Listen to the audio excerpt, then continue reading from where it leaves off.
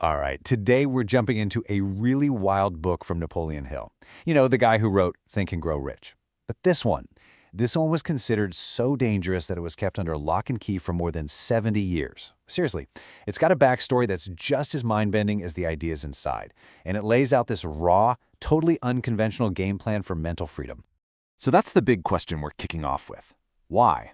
Why was this thing deemed too dangerous to see the light of day for so long?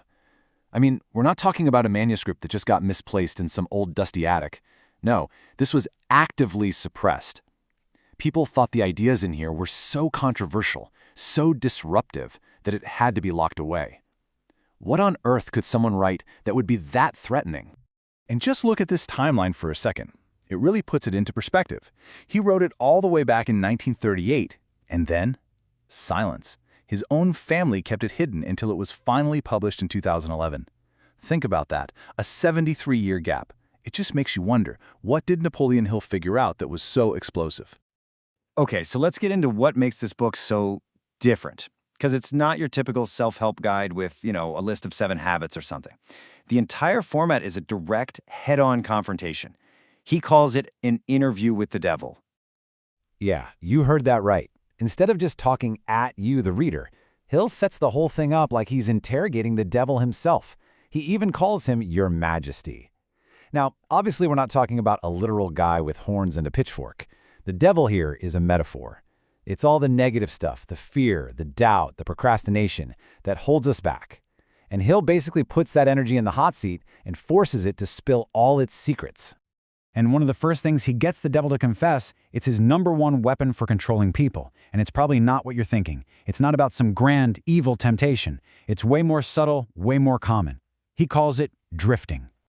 So what exactly is a drifter? Well, according to the devil in the book, it's anyone who's just going through the motions, someone without a real major purpose in life. They're just getting pushed and pulled around by whatever happens. Instead of creating their life, they're just reacting to it. They're easily swayed by what other people think, by their own fears. Basically, they just take the path of least resistance. And this comparison right here, this is really the heart of the whole book. It's the drifter versus the non-drifter. Are you living by default, or are you living by design? Are you just reacting to stuff, or are you acting based on what you value? See, the devil in the book, he loves the drifter. That's where he gets his power.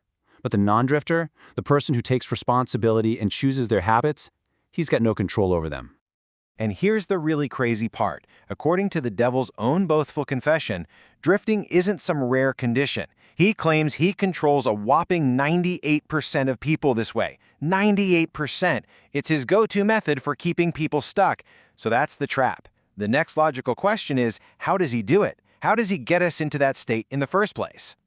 Well, he has his entry points. He gets into our heads through these 7 fundamental fears. And look at them. Fear of poverty, of what other people think, of getting sick, of being alone.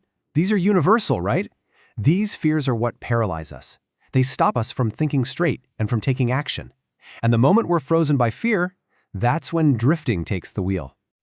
Okay, so that sounds pretty heavy, right? But the great thing about this book is that it doesn't just leave you there. It's not just about diagnosing the problem. It's a full-on blueprint for freedom. After Hill makes the devil reveal all his tricks, he then gives us the exact ways to fight back and take control of our own minds. And his table pretty much lays out the entire strategy. It's so direct, I love it. For every trap, there's a countermove. So if the trap is drifting, the fix is to define your purpose, to write it down. A clear goal is like a rudder for your life. If the trap is fear, the counter is to take action anyway. Fear hates action. And if you're stuck in a negative environment with other drifters, you deliberately find your mastermind, a group of people who are going somewhere and will pull you up with them. Then Hill brings in this really powerful idea he calls hypnotic rhythm. It sounds kind of mystical, but it's actually pretty simple. It's basically the law of habit. Think of it like a snowball rolling downhill. Whatever you do over and over again, whether it's good or bad, it gains momentum and eventually becomes automatic. It gets locked in. And the most important thing to get about hypnotic rhythm is that it's totally neutral. It's just a law of nature, like gravity. It doesn't care what habit you're building. So the devil uses it to get people stuck in these negative loops of fear and doubt until failure becomes automatic. But, and this is the key, you can hijack that same law. You can use it to deliberately repeat purposeful actions until success becomes your automatic habit. So when you put it all together, what's the big secret from this forbidden manuscript? What's the ultimate takeaway?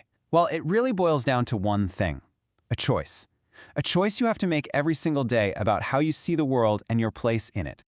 And this idea is something the devil in the book hates to admit. He confesses that every single adversity, every failure, brings with it the seed of an equal or greater benefit. He actually says failure is his enemy. Why? Because getting hit with a major setback is sometimes the only thing that can slap a drifter out of their trance. It forces you to wake up, to actually think, and to find a new direction. It turns every obstacle into an opportunity in disguise.